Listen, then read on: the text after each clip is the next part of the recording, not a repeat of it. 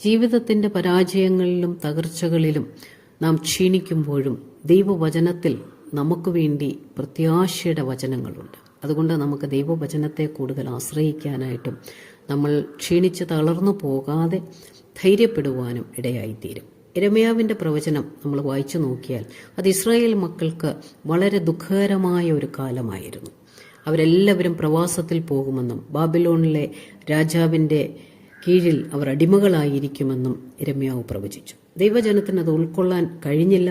അവരത് വിശ്വസിച്ചില്ല. അവർ പല വഴികളിൽ രാജാവിനോട് എതിർക്കാൻ ശ്രമിച്ചെങ്കിലും അവരുടെ ശ്രമം എല്ലാം പരാജയമായി പോയി. ദൈവത്തിൻ്റെ ശിക്ഷ 70 വർഷം അവർ ബാബിലോണിലായിരിക്കണം എന്നായിരുന്നു.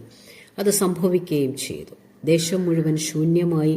ദേശക്കാർ മുഴുവനും പിടിക്കപ്പെട്ടു കൊണ്ടുപോയി ബാബിലോണിൽ അവർ ആയിപ്പോയി.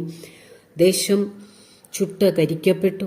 അവരുടെ പ്രതീക്ഷയായിരുന്ന ദേവാലയം ഇടിച്ച് പൊളിച്ച് അതിൽ നിന്നുള്ള എല്ലാ വസ്തുക്കളും അവർ ബാബിലോണിലേക്ക് കൊണ്ടുപോയി. ഇത്രയും തകർന്ന് അടിഞ്ഞ ഒരനുഭവം ദൈവജനത്തിനുണ്ടായപ്പോൾ തകർന്നു പോയ പ്രവാചകൻ യിരെമ്യാ പ്രവാചകൻ തൻ്റെ സങ്കടത്തിൽ വീണ്ടും വിലാപം എഴുതിയതായിട്ട് അല്ലെങ്കിൽ വിലാപം പാടിയതായിട്ട് നമുക്ക് കാണാം. വിലാപങ്ങളുടെ പുസ്തകം ആരംഭിക്കുന്നത് തന്നെ അയ്യോ എന്ന പദത്തോട് ചേർന്നാണ്. അവിടെ മുഴുവനും സങ്കടമാണ്.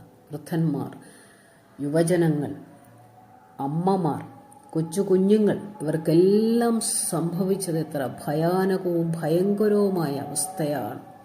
എത്ര ഭയങ്കരമായി അധപ്പതിച്ചുപോയി എന്ന് കരഞ്ഞ് പ്രവാചകൻ നിലവിളിക്കുമ്പോഴും അതിൻ്റെ 3-ാം അധ്യായം 22-ാം വാക്യം നമ്മെ ഓർപ്പിക്കുന്നു, നാം മുടിഞ്ഞു പോകാതിരിക്കുന്ന യഹോവയുടെ ദയയാകുന്നു, അവൻ്റെ കരുണ തീർന്നു പോയിട്ടില്ലല്ലോ, അത് രാവിലെ തോറും പുതിയതും നിന്റെ വിശ്വസ്തത വലിയതും ആകുന്നു.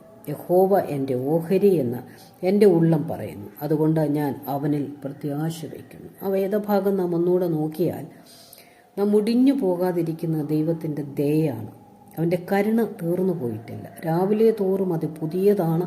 അവൻ്റെ വിശ്വസ്തത വലിയതാണ്. എൻ്റെ ഓഹരി യഹോവയാണ് എന്നെൻ്റെ ഉള്ളം പറയുന്നു, അതുകൊണ്ട് ഞാൻ അവനിൽ പ്രത്യാശിക്കും എന്ന് പറഞ്ഞിരിക്കുന്നു. തന്നെ കാത്തിരിക്കുന്നവർക്കും തന്നെ അന്വേഷിക്കുന്നവനും യഹോവ നല്ലവനെന്ന് പറഞ്ഞിരിക്കുന്നു. കർത്താവ് എന്നേക്കും തള്ളിക്കളയുകയില്ല എന്ന് 31-ാം വാക്യത്തിൽ പറഞ്ഞിരിക്കുന്നു.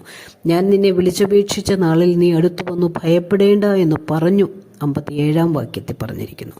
എന്നാൽ 40-ാം വാക്യം നാം ഓർക്കുമ്പോൾ നമ്മൾ ചെയ്യേണ്ട കാര്യം പറഞ്ഞിരിക്കുന്ന, നാം നമ്മുടെ നടപ്പ് ആരാഞ്ഞ് ശോധന ചെയ്ത് യഹോവയുടെ അടുക്കലേക്ക് തിരിയുക, നാം കൈകളെയും ഹൃദയത്തെയും സ്വർഗസ്ഥനായ ദൈവത്തിങ്കിലേക്ക് ഉയർത്തുക. അത് നമ്മുടെ ഭാഗത്തുനിന്ന് ചെയ്യേണ്ട കാര്യമാണ്.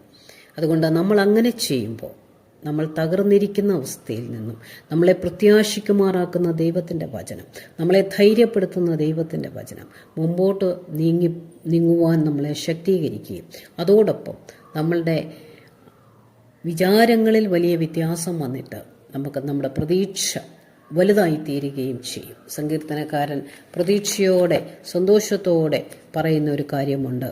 30-ാം സങ്കീർത്തനം 11-ാം വാക്യമാണ്, നീ എൻ്റെ വിലാപത്തെ എനിക്ക് നൃത്തമാക്കി തീർത്തു, എൻ്റെ രട്ട് നീ അഴിച്ച് എന്നെ ഉടുപ്പിച്ചിരിക്കുന്നു. ഒരു പക്ഷേ കുറച്ച് സമയം എടുക്കുമെങ്കിൽ പോലും ഈ ഒരു പ്രതീക്ഷയിലേക്ക് നമ്മളെ നടത്തുന്ന ദൈവവചനത്തിൽ തന്നെ ആശ്രയിക്കാം, അവനിൽ തന്നെ വിശ്വസിക്കാം. ദൈവം നമ്മളെ ഓരോരുത്തരെയും നടത്തട്ടെ.